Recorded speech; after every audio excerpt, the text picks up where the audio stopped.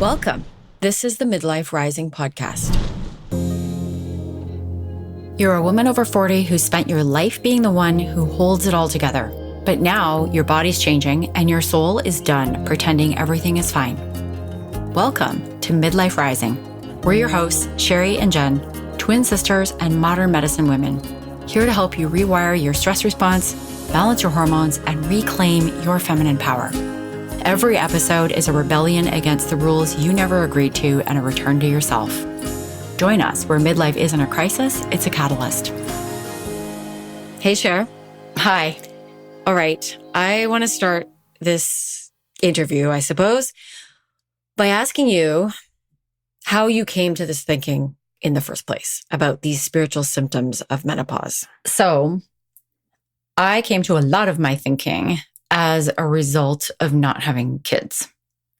And when that happens, you're sort of forced to think about, well, what is this next half of my life going to look like if I am not filling it with kids and then grandkids and all the things that we expect life to look like? And so when I started to question some of these things myself, I also started hearing them from the clients that I began working with as well.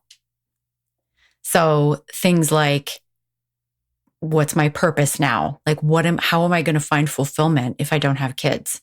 How am I going to, and we're going to get to the moms in a second, but these are the questions that really started to come up, and I think maybe come up a little earlier because you're left to think about this. Like you're kind of forced to review your life. All the expectations I had for my life are not happening. So now I've got to figure out, what's my life going to look like? What's my relationship going to look like with my partner, if I have a partner, my friends, my family? So you're really forced into this kind of an existential crisis when you don't have kids, especially if you wanted kids and didn't have them. It might be different for those who chose not to have kids. So, and what I started to realize after a few years of working with women who didn't have kids was that the mothers felt the same way. It's just that the symptoms showed up a little differently. So, and a little later, maybe a little later too. Yeah. Especially now with women having kids later, their kids are home. Like their kids are still teenagers and maybe at home or even younger when they're in their 40s. So, oh, that's me. Yeah. Yeah. So maybe you start to, women are starting to question these things usually after the kids leave. It's the empty nest that kind of sparks it. So if that empty nest is happening when you're 50, because that's when your kids are leaving home, or for the women who don't have kids, it's happening, well, the nest is never filled. Sure, I want to say something before we get into that, because we know that it's not just the empty nest, that there's a physiological reason why we sort of start feeling this existential crisis, if you want to call it that. Awakening is the way we reframe it. There are both, there's all kinds of situational factors and there's physiological ones. And we're not talking about the physiological ones today. And we will talk about those in a future episode.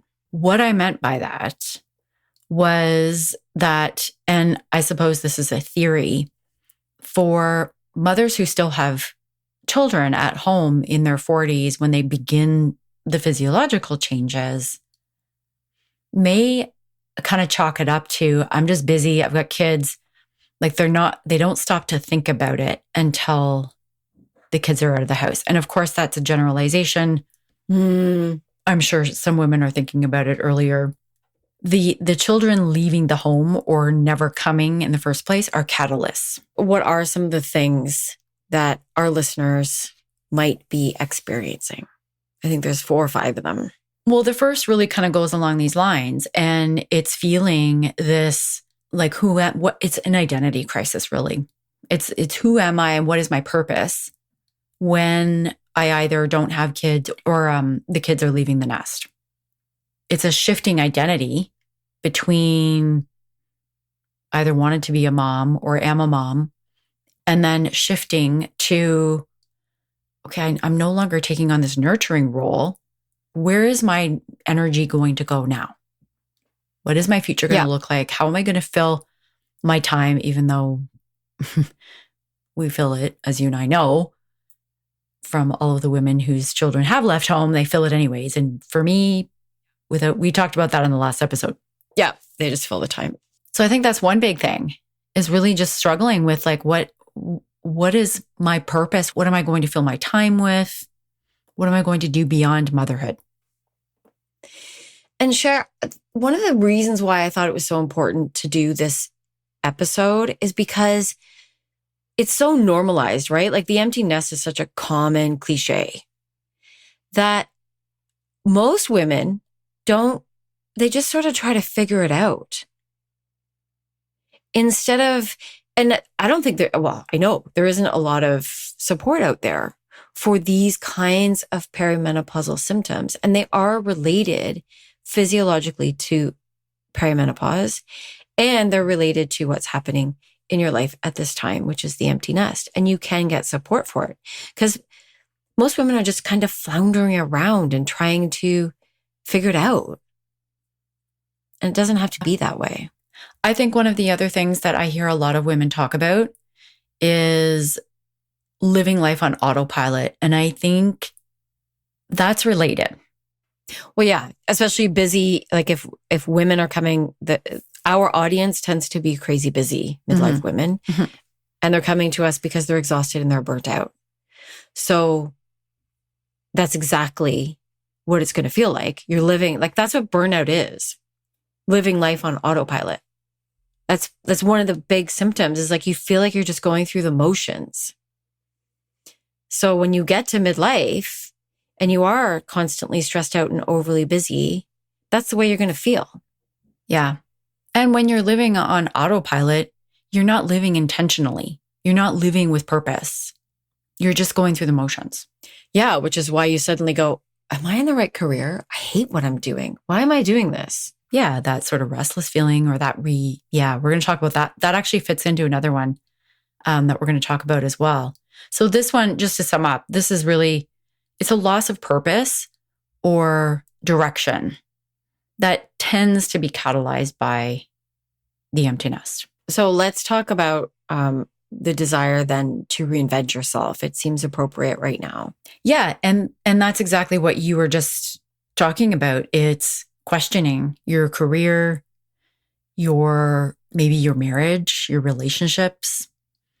It's a beginning of questioning everything that you're doing. Maybe not everything, but some of the things that have been a big part of your life that you're suddenly looking at and thinking, do I really want that? Is this really working? And I think that happens with, one of the big things is friendships. Especially with mothers. Like coming from the mom's world, everyone is talking about how their friendships are changing. They're getting bored with old friendships. Part of it is because their friendships are often around their kids or friends, or they're friends with people who are at the soccer field.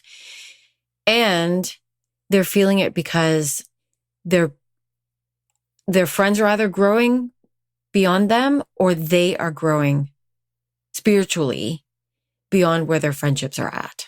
And I think for our listeners, that's probably going to happen. Like the people that I'm interacting with are growing spiritually. They're growing personally, like they're developing personally and continuing to grow. And they're talking about that, about how they're looking for women to have deeper connections with and having trouble finding that. And that's part of midlife. Like that's part of what a lot of women go through, is really coming to this realization that I want something deeper. I want more connection. And that's also maybe why they question their career. Is this really meaningful? This doesn't feel very meaningful anymore. Because they've been going through the motions for so many years. Like for so many years, especially, I know I'm a mother, and I know this is the way that so many women feel, is that they're in the trenches with their children. So you can give the childless women's perspective on this in a second, but so many women feel like they're in the trenches with their children for so long and they're so crazy busy that they don't have time to look for meaning in their life. Suddenly, they're like, I'm going to have so much more time now. The kids are gone. I need to focus on myself. Now what? Mm-hmm. And it's not necessarily conscious. It's a subconscious craving for meaning. Yeah, I agree. It's not always in the forefront. It's sometimes just a craving for something different, something meaningful, something that feels more impactful. I felt it in my 30s. Me too. I felt it even in my 20s. Yeah, just going to the childless perspective, there is like that's definitely there. So now what? Yeah. I'm not going to have children. So then what do I do? Okay. Yeah. All right. So going back to the other one, Jen, one of the things that really can crop up in midlife, and a lot of women will identify with this, it's the rage. I love this one because nobody talks about how to get through it. A friend of mine was saying, one of our mutual friends was saying the other day, she's like, I thought it, and she's kind of through it. She said, I thought it was going crazy. Yeah, it comes out of nowhere. Like something triggers you and you are flying off the handle and it feels irrational because you maybe don't even identify where it's coming from or what, like it feels like you're making a mountain out of a molehill. Right. What's really going on is that there's a mountain beneath the molehill. Like I don't know what better metaphor to use for that, but there's a deeper reason. It's like you tell your lemon story. Well, I got really upset with Sherwin because he threw away a lemon.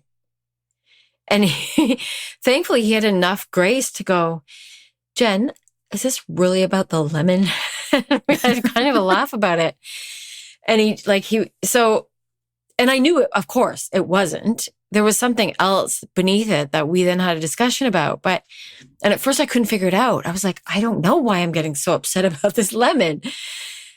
And that's exactly what makes you feel like you're going crazy. Because you're like, why am I so upset about a stupid lemon?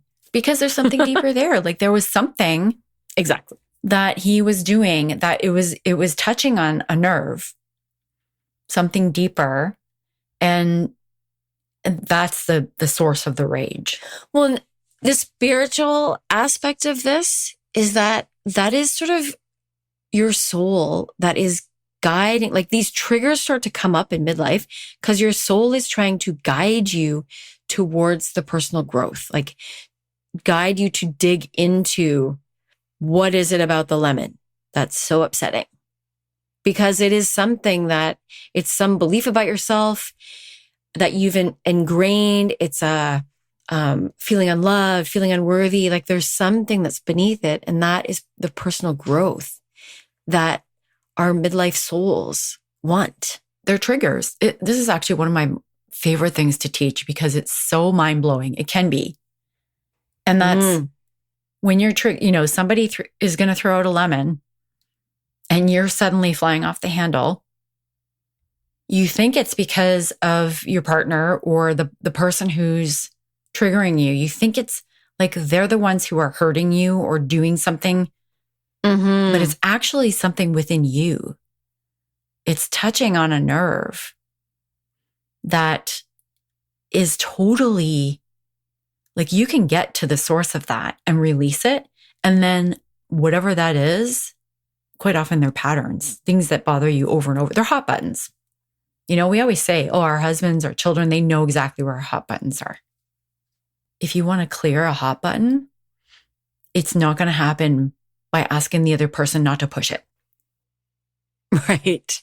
You have to get rid of the button. Yeah. And it's totally possible. Like this is what it's so much fun to teach because it's hard, but it's like to see people actually have the aha and realize where it's really coming from is it's kind of priceless. I know, sure. And since I've been doing theta healing, which is this form of hypnosis, I have been digging even deeper into the core beliefs that, like, we call it, it's like a pyramid of cards, where like you can get to the hot button and then you can get to a layer underneath it. And we are getting to such a deep level of core beliefs and then just releasing it just like that. Yeah. And like, cool. remember when I did that session with you recently and you're just like, oh, I can't even access that belief anymore. It's such a weird feeling too. Mm-hmm. To be like, to have nothing there. I know. It's like all this resistance just is gone. Yep. Okay, let's move on. Yeah. So the last thing I wanted to say about that is just, so we call it rage. As you said, there's a physiological reason for it that we're going to get into on a future episode. But it's really it's rage at social injustices and also potentially at something that's going on within you. So we will rage at, like, we will suddenly things that didn't bother us in our 20s and 30s, we will look at and be like, oh, that is not right. I need to say something about that. I need to stand up for that. It starts to come up in midlife. And the longer you hold that kind of stuff in, this is what I've learned through my teaching. When you hold in an opinion about especially an injustice, the longer you hold it in, the more likely it's going to be that it's going to explode.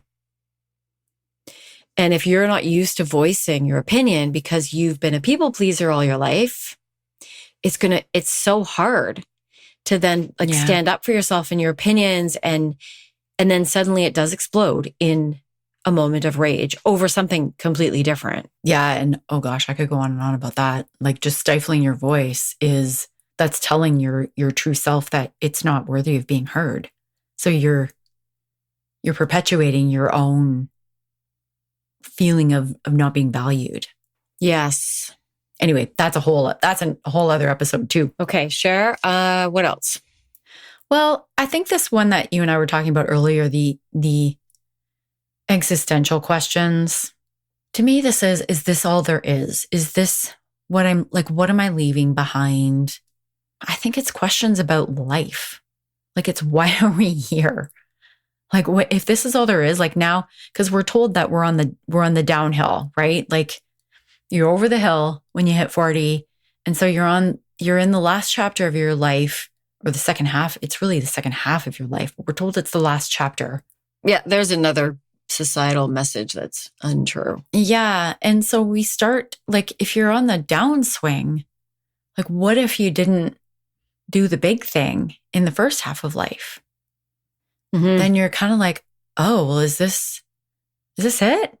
I was not lying awake at night going, is this it? But what I did feel, and what I still feel, is this sudden new inspiration to do something adventurous. Or something different. Like, instead of this, it's linked to that feeling of going through the motions. I'm suddenly like, I'm looking back on my life going, did I live a mediocre life? I don't want to live a mediocre life. I want to do something big, which I suppose is partly why we launched this podcast. And maybe it's also because I've been watching this show on Disney with Chris Hemsworth, from who plays Thor in the Marvel movies. Yeah. And he just did this 3-part documentary where he's like hit his 40s and he's looking at ways to keep your brain and your body alive. Like, not just alive, but I forget the word they used. But so he's like, there's an episode where he learns how to play the drums. And another one where he takes like a really huge risk and does this rock climbing feat that is like completely next to impossible. And I mean, he is Chris Hemsworth, but it's inspiring me. So maybe that's part of it, but it's awakening this spark that was already there, that wants the adventure of my 20s in a new way, and has me looking back on my life going, have I led a boring life? I need to do something to change that now. And that I find is part of this spiritual growth. And it's like, feels like an existential crisis. Like, I'm not existential, but feels like a crisis. and an awakening at the same time. Yeah. And then I think there's this other thing. I'm just thinking about that because there's this other thing that's like, have I done enough in my life? And it's not just necessarily adventure, but it could be business related, or have I made enough impact in the world? Or like I started to feel very behind when I hit my 50s. I was kind of like, I haven't made enough impact in the world yet. And that felt to me like impact to me is legacy. Legacy to me isn't my name on a building or my name carried on in my children, because I don't have those. So it's impact. Okay, so I think have we finished that one? Yeah. Is there anything else, Cher, that spiritual symptoms that midlife women might be feeling? I think we've covered it. I think those are the really key ones. So then what is possible? Like, is it possible to get through this? Like, I know that most women are just kind of figuring it out. They might be talking about it with their friends. We don't have a lot of support for this. So is it possible to get through this and rise? Does it have to be a crisis? No, it's entirely possible. I think the first thing, you and I talk about this all the time, is awareness. And just knowing, perhaps our listeners after hearing this are starting to identify some of these symptoms within themselves. And that level of awareness is, oh, okay, first of all, this isn't just me. This is something that a lot of women go through when they're in midlife. And once you have this awareness, then you can start to do something about it. Right. And if they do something about it, let's get to what that is in a second. But if they do something about it, like what have you seen in your clients when they actually get through this? Yeah, I think that's worth talking about is the counterintuitive thing is that you actually need to do something about it. Like you can't, what we try to do is just sort of flounder our way through midlife. We call it a midlife crisis and sort of flounder our way through and hope that it gets better. But if you actually stop and take some intentional action, tune in, a part of this is intuition. We didn't talk that much about that. It's tapping into, this is the part that I think a lot of people don't know how to do. Women especially, we have lost touch with our intuition. We've ignored it. We've quashed it. We've told it that it's, logic and analysis and pros and cons are the way to go. That's how you make decisions. And so we've lost touch with our intuition, and our intuition is what tells us what our soul really desires. So we keep quashing that in favor of, well, that doesn't make sense based on, what I can afford or what, where we're living at this time or what's possible. And it limits us. Yeah, because our brain goes into well, how are you going to do that? But if we actually follow our intuition, if we actually tap into that and what our soul desires, and we start following it one step at a time, it's interesting because it felt like a side effect at first of my program. And then I realized, I'm actually doing something, like we have a process that is leading to this. Yeah. And my clients were going off and doing all these wonderful things. One of them, for example, she was teaching music at a college level. And maybe I told this story on a podcast before. Not this one. So she was also a composer. She was sort of an amateur composer. And she had stopped doing that because she started working, she started teaching, life got busy. And then by the time she finished the program, she was talking about what was next for her. And she said, I'm going to start composing again. And I kid you not, a year later, she and a group that she had become involved with were nominated for a Grammy Award. That's amazing. Yeah, it was only a year later. So she had like this had opened up for her. So I have countless stories of women doing things like that. And it doesn't have to be big like that. But I mean, some of them have just decided to take a writer's course. Completely different than what they were doing in their career and they've started, one of them started a Substack account and wrote her first blog. And that was like a big deal. Writing your first blog is a big deal. Mm-hmm. I mean, everyone seems to have a blog these days, but it's a big deal. Yes. I was telling that story about the composer to another midlife woman, potential client the other day. And she was like, she got kind of frustrated with it. She's like, I don't want to hear any more stories about these women who are doing great things. I don't know. I wanted to get your opinion on that because what I heard was from like what I heard out of what she was telling me was I'm still stuck in everything that I'm feeling, my grief, my doubts about my life, that she was unable to envision her future yet, an amazing future. And she's actually one of the people that said verbatim, I'm sick of living on autopilot. I want to experience life again. But she doesn't know what that looks like. So for anybody out there listening to this and you're feeling, I don't know, a twinge of envy, or like rolling your eyes going, that's impossible. I'm never gonna do that thing that I really want to do.